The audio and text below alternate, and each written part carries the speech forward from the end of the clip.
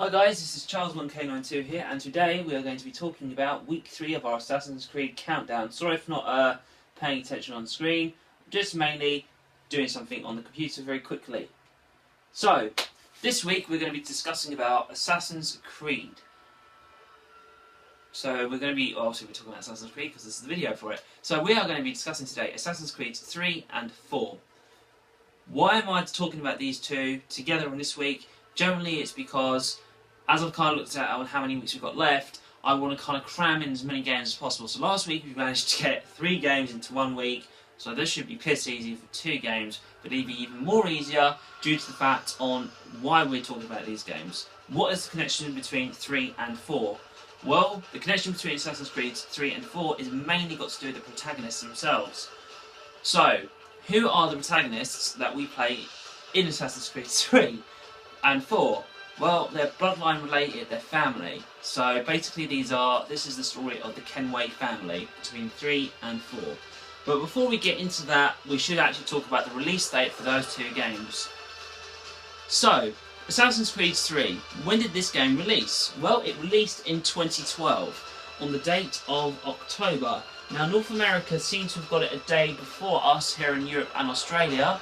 So America got it on October the 30th, whereas we got it on October the 31st. So, now there's some prevalence on this, on the release date for the game, because I think in canon, in story, this date was the day that, well, supposedly was when we play as Desmond during the actual canon timeline, leading up to the events of December 21st, 2012, which is an anonymous date which is supposedly signed for the end of the world, which obviously it hasn't because, you know, it's 2017, it's been 5 years since then. So, that was when Assassin's Creed 3 released. Now, for Assassin's Creed 4, this released a year later, in October the 29th, 2013. So for me, this was good because it was on my birthday. So I was like, yes, I got this game on my birthday. Best present ever. Anyway, so, getting back to our assassins that we play as. So, why do we play these assassins who are bloodline related? Why do we play the Kenway family? Well, they are part of Desmond Miles' ancestry and we had to relive their lives, for what the reason is. So we'll actually dive into that sort of nowish. We'll go through 3 because that's when the game was chronologically released. So, Assassin's Creed 3. What do we know about the game? Just taking a little look-see. Right. So, Assassin's Creed 3. The theme and setting is during around the time of the American Revolution. That is the history that we're going to be reliving. So basically, we are reliving the events of where America itself gets founded under the presidency of George Washington, who is America's first ever president. Now, why are we going back on this timeline? Well, for present day, it has to make sense. So we're going to kind of skip the past and go into the present. So, present day, the assassins arrived at the vault, which we discussed at the end of Revelations. So they're in the vault. Where is the vault located? It's located somewhere in New York, in America. Not the city New York, but the state of New York. So somewhere in the countryside. So they arrive there. Desmond goes in using the piece of Eden, which is the apple, and he uses it to unlock the door. So he goes through with the rest of his assassins, which is Sean, Rebecca, and his dad, William. As they go further into the temple, Desmond comes across some kind of cube/device battery. Picks it up, puts it inside a hole, and the temple comes to life. It's like this thing is a battery, which it is. So the moment he does this, this triggers a bleeding effect done by Juno. So Juno then tells him to go and find a key. A key is needed. So you think, well, fucking hell, you send us here, now we need to go find this key. So Desmond is self-aware of this. Now his dad's about to approach him and say, son, are you okay? Because I think maybe from his perspective, his son is just like, probably like that. So when Desmond turns around to look at his dad, it's not him he sees, it's somebody else. And Desmond classically has to turn around saying to himself, like we all will, is, here we go again. And Desmond collapses on the ground. Desmond is instantly put inside the Animus due to safety reasons. And Desmond's actually able to communicate through the Animus now, because I think maybe he's been in there for so long, he's able to actually use more functions than he would normally use. So William is able to talk to him through the Animus, and he says, so you just collapsed, it looked like the temple has triggered you to go through a bleeding effect, so what's happening? Desmond then says, well, I'm glad that you put me in the Animus, because clearly I have to go in it. And he says, well, you're not in any danger, just relax. He goes, fine. Well, anyway, I know what I'm looking for. I'm looking for a key. The temple's telling me to go find this key. And we go, alright, well, it's put you into a memory already. We'll get Rebecca to help you ease through. And this is where we get to see the first few changes of the gameplay. The graphics of AC3 it's changed a lot. It's pushing both consoles of the PlayStation 3 and the 360, as far as I believe, to its near enough limit. So, although we are themed in the American Revolution, we have to be eased into this new form of gameplay. How does it work? Well, Desmond goes through this Animus-esque kind of building setup structure, and Rebecca tells him to better synchronise himself in. He has to just do a few actions to synchronise himself with the ancestor that he's following his life. So he kills a few Templars that we are aware that they are Templars, and he basically takes them down with his fist. So that's something new. Assassinations now do not have to be done with any hidden blade.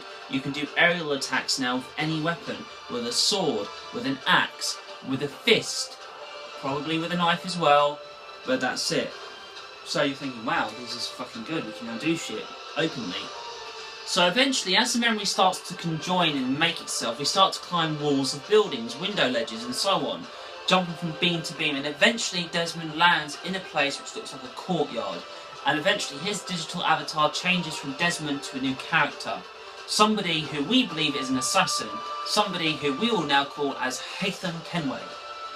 Haytham, who is, as far as we are aware at this point, is an assassin, part of the British Assassins Order or whatnot. So, he's wandering in London somewhere. He's going into a theatre to meet a contact. So, upon his arrival, which he's been invited to anyway, he sits down and sees another fellow assassin member, known as Reginald Birch.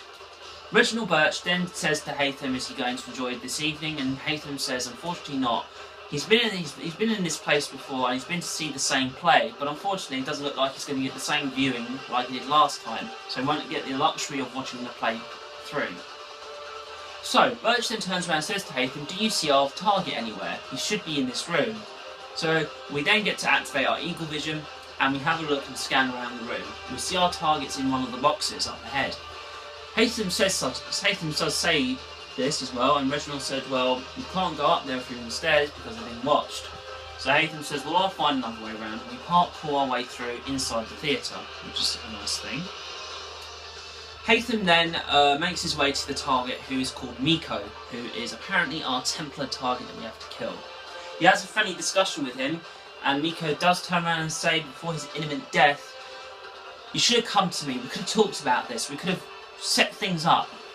And Haytham says, yes, but then you would have known what my goal would have been. So, for what it's worth, I am sorry, as am I. Haytham then stabs the target through the chair, takes the key, which is this circular disc thing, and leaves. Obviously the body is discovered, the whole place is now starting to run riot, trying to find the killer. Haytham just walks out with a swagger, goes into a carriage, and goes off to the assassin headquarters. Now, upon finding a journal and reading through its contents, they discover where the Grand Temple is. It is in America, where Desmond is in the present day. Obviously, though, they don't know this yet because, you know, it hasn't happened. So they then book a ship for Haytham to go on. He crosses the ocean to go to America, which should take, well, from the game saying it takes 72 days roughly. Which is quite ironic since it's the number 72 to unlock the temple in Rome to get the Apple of Eden, which is still there at this time. So, Haytham, while he's on there, discovers a little bit of a plot of mutiny that's going on. So, he doesn't realise who it is yet until, I say, maybe halfway through their journey, or not so much, maybe 3/4 of the way through, and they're being pursued by another ship, which is probably Templars. So, Haytham is then told to go into the hull of the ship, and he has a duel with another Templar, who is telling him that, did you not think that we would notice that you would try to go where you're going? Did you not think that we would follow? Haytham is like, oh, so this is what this is about then. Then this Templar kind of says some arrogance towards him, if you surrender, I'll make sure that you're seen with honour. So if he's talking about honour, give Haytham a sword and let him fight for his, freedom, as it were. Haytham obviously wins because we're the character, we play as him. We then find ourselves, after we kill him, that the ship is also a Templar ship and we need to lose it somehow. There's a storm that's approaching. Haytham uses the ship that he's on to go through, while the smaller ship suffers the damage of the storm. They eventually arrive in America, and thus, we get this grand opening of us standing on top of the crow's nest and seeing the harbour city of Boston bustling with life in the distance. But anyway, so we haven't even got to the point yet of where we actually play our main protagonist, but we're slowly getting there. So, just so that I can kind of make clear of this, while we arrive in America, we come across one of our very first few contacts that we're supposed to make there. The first contact is known as Charles Lee, and I want everybody to remember this name, and please put your comments down below on all the memes that you can for Charles Lee. Anyway, so Charles Lee is this young lad who comes up to you at the harbour. He's very excited to meet you and he knows what you're doing here. And he says, you don't need to worry, your bags will be taken to the inn that we have to go to. So if you just follow me, we'll go there now and we can meet one of your first few contacts, which is supposed to be William Johnson, who knows more about America than Charles Lee does. Charles Lee is a historical figure, so he is somewhat quite prevalent. He is a real person in real life. He did have certain events that happened to him.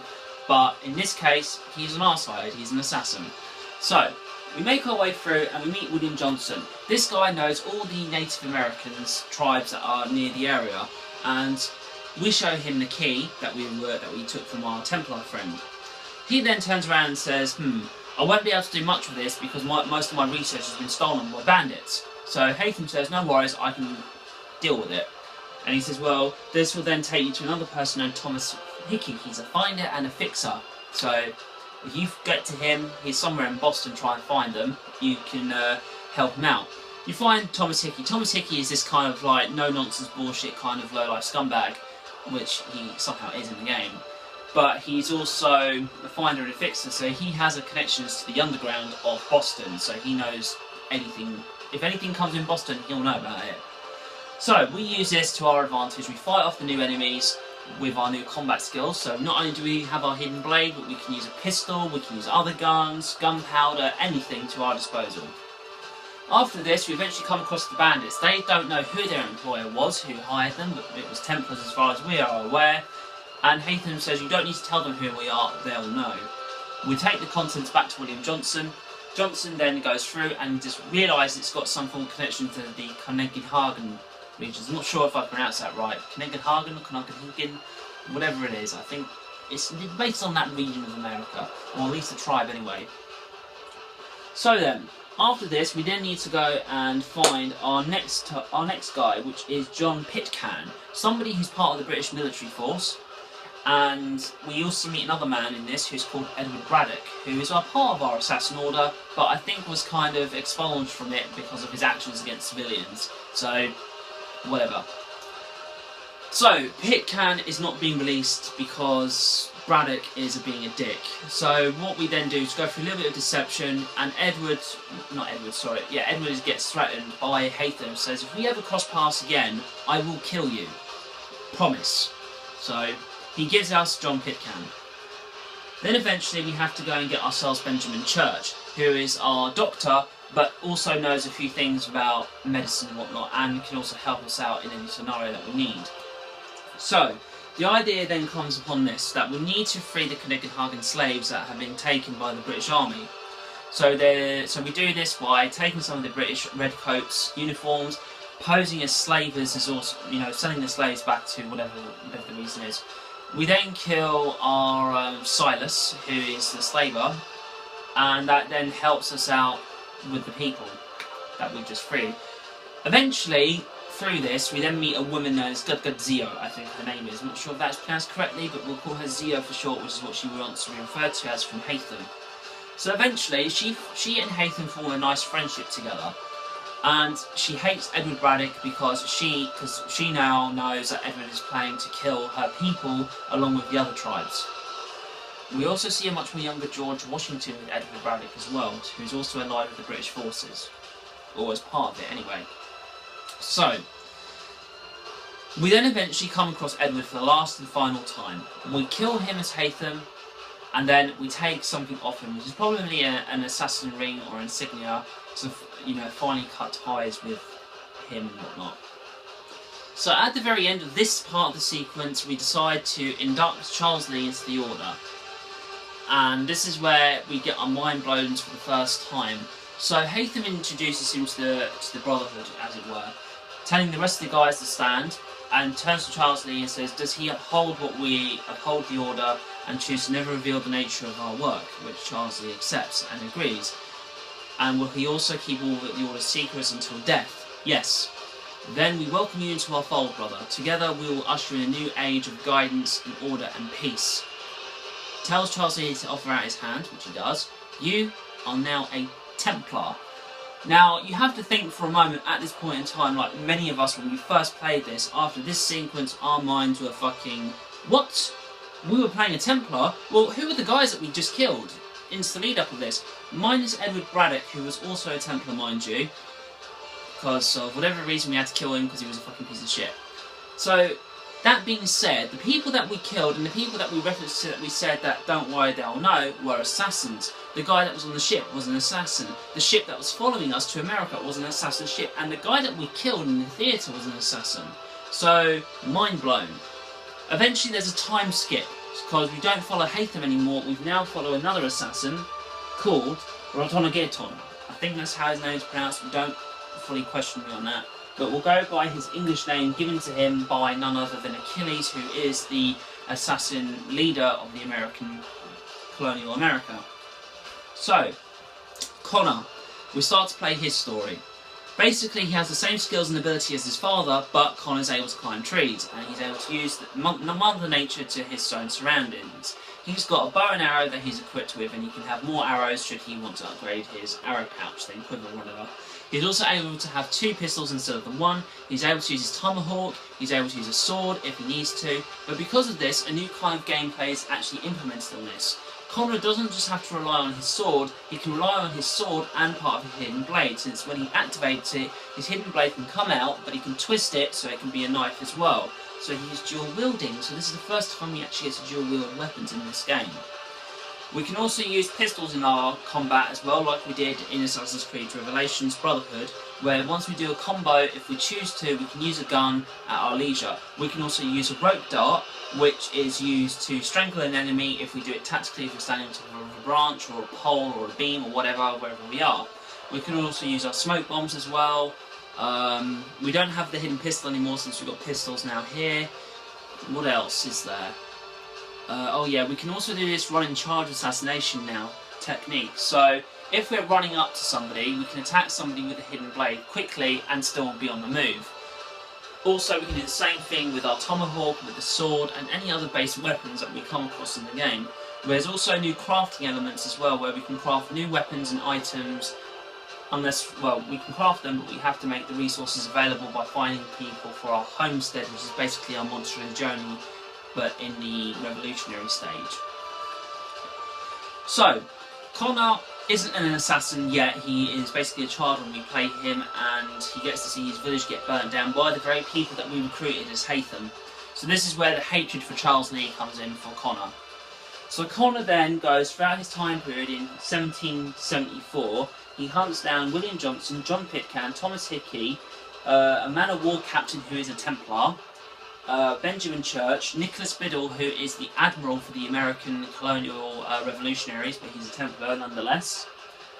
Then, in 1780 and 1782, he finally kills his father, Haytham Kenway, during the events in 1781 in New York. And then eventually he kills Charles Lee, the man who basically ruined his life, in 1782. And that's generally it. So Connor's thing is based on justice, revenge, and freedom for the American people from the British rule. That's generally it. Now, we're going to go backwards in time now to the very early parts of the 18th century. So, who do we play as? We've already played as Haytham Kenway, we've already played as Connor Kenway. So these are two people that are connected to Desmond Miles. Now, before we get to AC4, we're going to finally come to the point of where the end of AC3 kind of gets to. So, present day. In between different Animus sessions, Desmond is able to come out of the Animus and explore the vaults that he's in. Now, I'm going to very, very quickly find out what this is, whilst trying to sort out this. Let's see. What were the methods of salvation?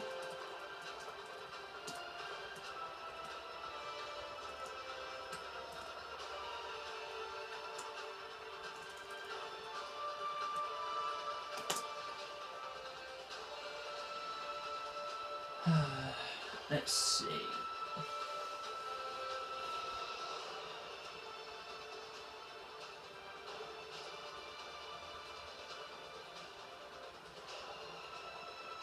Okay.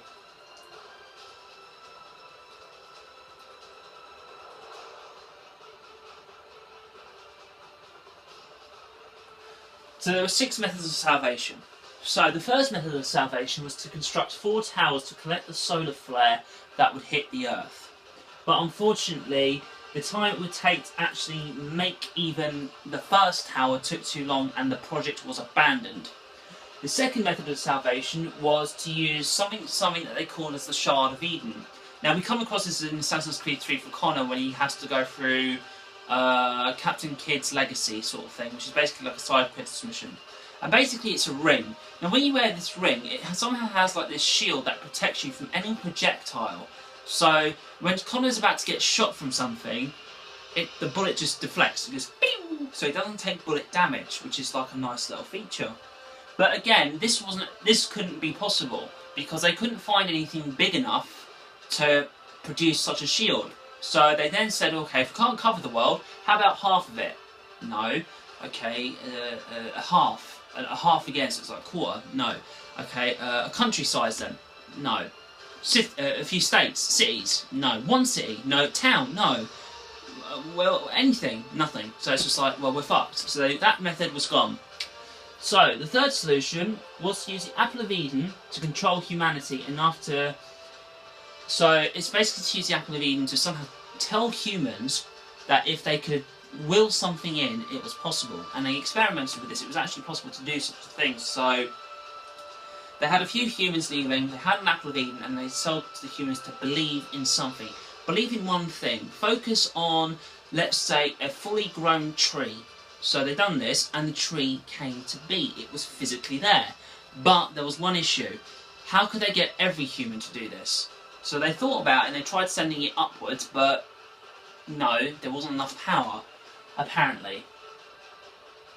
However, they sent dozens of Apples of Eden into orbit, but they didn't have the means to direct or maintain control of the beam, as it were, to tell the humans to think this way. So, the fourth solution was to attempt to go back in time and prevent the disaster before it could occur, but unfortunately, it appeared that the scientists' attempt had no effect on the present. So, even though they tried to manipulate stuff in the past, this shit was going to happen anyway. So, this solution was abandoned, but Minerva did use this to contact Ezio and warn him of the threat. So, the fifth method was to augment the bodies of the remaining first civilization members to adapt into the new hostile climate which appears on the Earth following the catastrophe. Aita, who is Juno's husband, who is also prevalent to destroy in AC4, was to be the first volunteer. They tried doing this, but his mind degraded and he became insane and was begging for death. Eventually he did die of his wounds. Well, not his wounds, but eventually he died by Juno's hand. But she was successful in doing one thing. She managed to copy his DNA and mix it with the human genome DNA itself. So even though he will die, within the next few generations he would be reborn, but as a hybrid human. So half human, half Civ. So the sixth method was to create an entirely new vessel that could safely transfer one's consciousness in a way that the former solution had failed to do. The new vessel would be able to withstand the new environment, and they could house and transfer consciousness. However, while transferring one consciousness into the new vessel was easy, such as the releasing of oneself from the vessel was necessarily impossible. and required another being sacrificed to be successful. As a result, this solution was ultimately abandoned. So, this was the method that Juno used, alright, so understand this. This was a method that Juno used on herself to transfer herself to survive the catastrophe. So, the question then becomes, well, where is Juno? Where is she? She's actually inside the vault that Desmond and everybody else is in. She's within the walls, she's within the mainframe. And when Desmond turned everything back on, she came back to life. So she was alive. It's just that she was dormant, but her physical body is somewhere, probably dust or whatnot right now. So following the solar flare that destroyed most of the first civilization, so less than 10,000 humans were alive and far few of the first civilization people were alive either.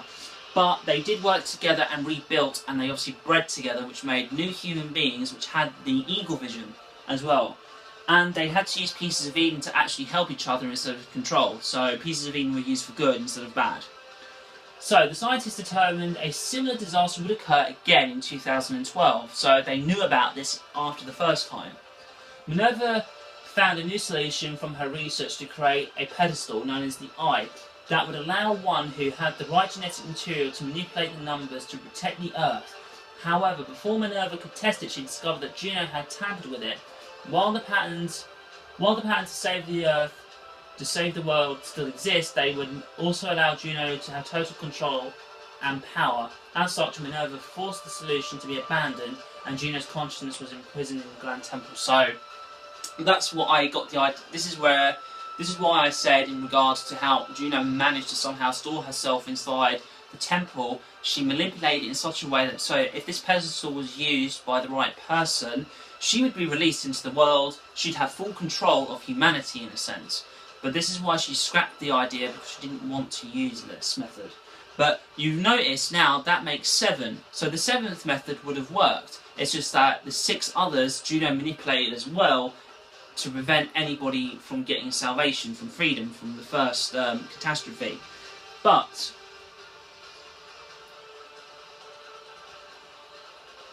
so apparently around the 1800s, the Coneganhagans, the people that Connor comes from, settled near the Grand Temple, and they found a crystal ball which belongs to the first civilization. It's basically a piece of Eden apple, but it's a glass crystal version of it. So they used it to communicate with Juno in the Nexus, who they believed was a god, and the villagers of the region became the guardians of the sanctuary, which is the Grand Temple. And the duties forced them to isolate themselves from the Iroquois. Over time, the stories of the tribe communications with Juno were painted on the temple door, referring to her as a motherly figure who constantly watches over and protects them. So during the Renaissance era, Ezio obviously found out who the first civilization were because he spoke to Minerva, so that's where we get another contact with them. And it was basically through the animus that Desmond found this out. Now, during 1506, still during True Brotherhood, Leonardo da Vinci discovered another vault in Rome, unlike the Vatican. The Pythagorean vault containing a set of coordinates, so this is basically where the vault is. So basically they hidden a load of stuff away, these first civilization people, but they kept records of where everything is, should somebody need to use them. And basically the coordinates were 43, 39, 19N, 75, 27, 42W. Now, Leonardo was not sure about this information because the cult of Hermes during the time of AC Brotherhood, where people were trying to find the perfect number. And with this, there is no perfect number. So during the Ottoman Empire, throughout Revelations, they wanted to find the Grand Temple through using Altair's knowledge, but again, this was foiled by Ezio. And then in 1722, the pirate... Well, no, we can't go through this because it will be AC4. So, in any case, Aita was reborn into another person's body, and he wanted to find Juno, but he was born at the wrong time. But I'll explain this in just a moment. So, trying to find the right one. So basically what I covered previously earlier on is what we've already spoken about the Grand Temple. Modern times, Desmond does get there, and this is where we're going to get to the end. So, Desmond arrives at the temple as we know. He relives the life of Hathor and Connor, finds the key which was hidden at the homestead that Connor rebuilt, and thus he goes back, opens the final door. Now, he already knows about the 6 methods of salvation, and he's very weary about Juno. And he does mention this throughout the game, saying, whatever's behind that door, it benefits Juno. No one else, it just benefits her. So Desmond makes his way to the eye pedestal. He's there, he sees it, and he's about to touch it.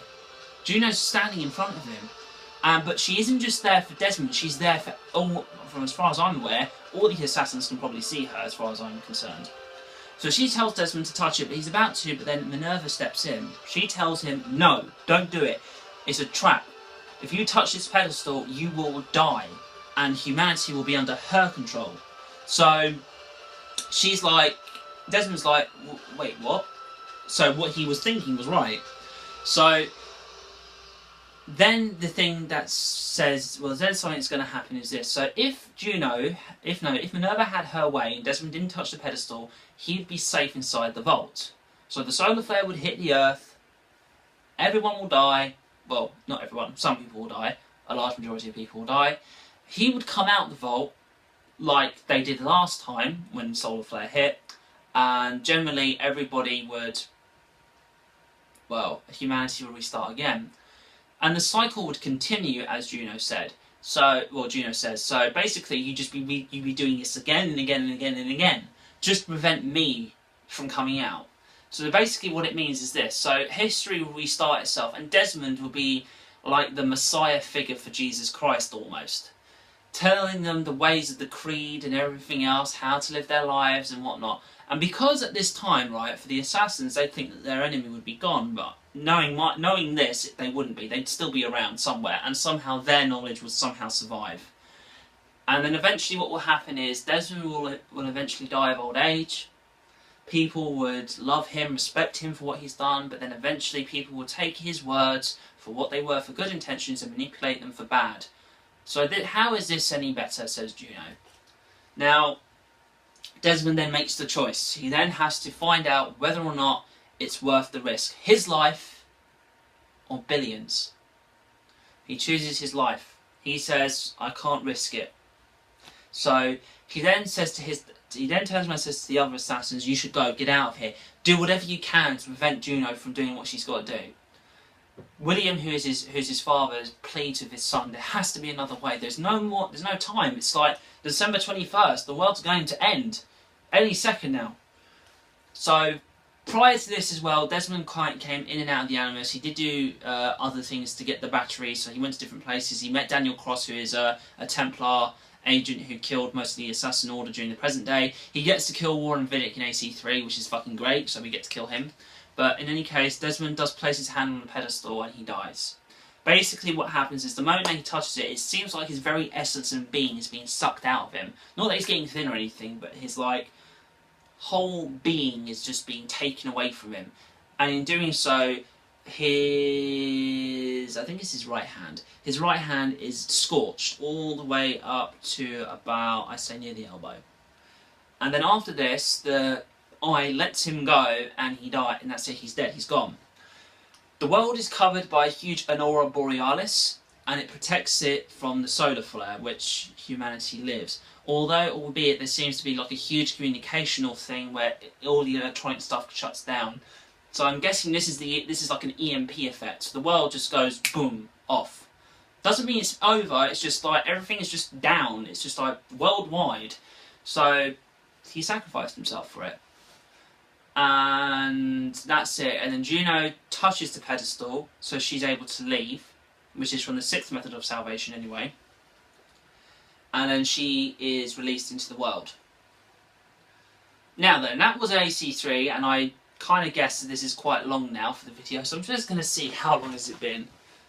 34 minutes. 34 minutes just to talk about AC3. You know what? I'm just going to stop this one here. Going to get this uploaded. So this is part 1 of week 3, and this is part 2 is going to be Assassin's Creed 4. So we'll be back momentarily.